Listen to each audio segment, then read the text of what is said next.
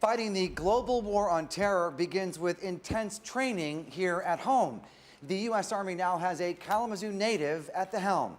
Secretary Eric Fanning, just confirmed in May, is taking the lead and taking the Army in a new direction.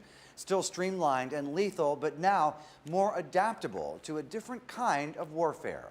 I caught up with the Secretary this week at Camp Grayling. Readiness is our #1 priority. It's getting soldiers all the help they need. How's training going? It's been busy. It's making sure they're properly trained, which is one of the reasons I'm up here at Camp Grayling, and it's making sure they're equipped.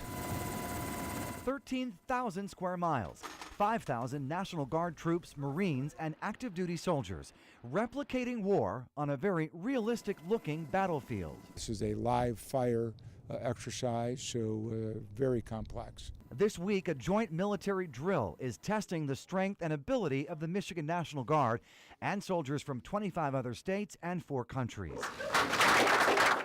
Newly confirmed U.S. Army Secretary Eric Fanning, born in Kalamazoo, flew back home to Michigan to see for himself. Anyone we're going to send into the fight on my watch, we have an obligation to make sure they are as prepared as possible so that we can get them home safely. And Secretary Fanning is witnessing the sheer power and efficiency of a massive joint training drill here at Camp Grayling, including the village, which is used as a backdrop. We're talking aerial assaults, amphibious landings, and troop movements using live ammo. We can create the sights, sounds, and smells of the battlefield, so we make it as realistic as we can. Major General Greg Vadnais of the Michigan National Guard and Governor Snyder toured Camp Grayling with the Secretary. From the air and on the ground. How you doing? It's great to have the Secretary of Army visiting. Camp Grayling is one of the best facilities in the United States, so we're going to have units coming in from all over the country, from all the different branches. But as impressive as this looks, Secretary Fanning knows he'll be fighting the global war on terror and facing increased aggression from other superpowers with less funding and fewer soldiers.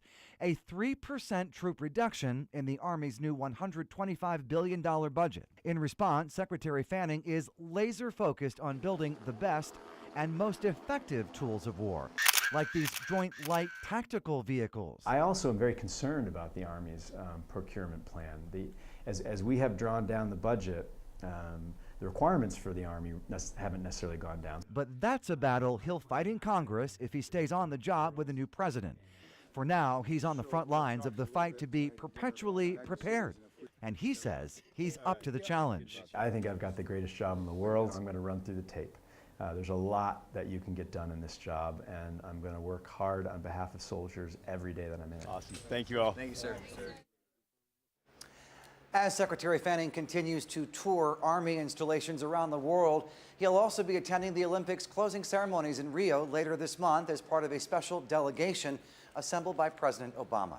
To see this story again and last night's interview with the Secretary, visit WWMT.com.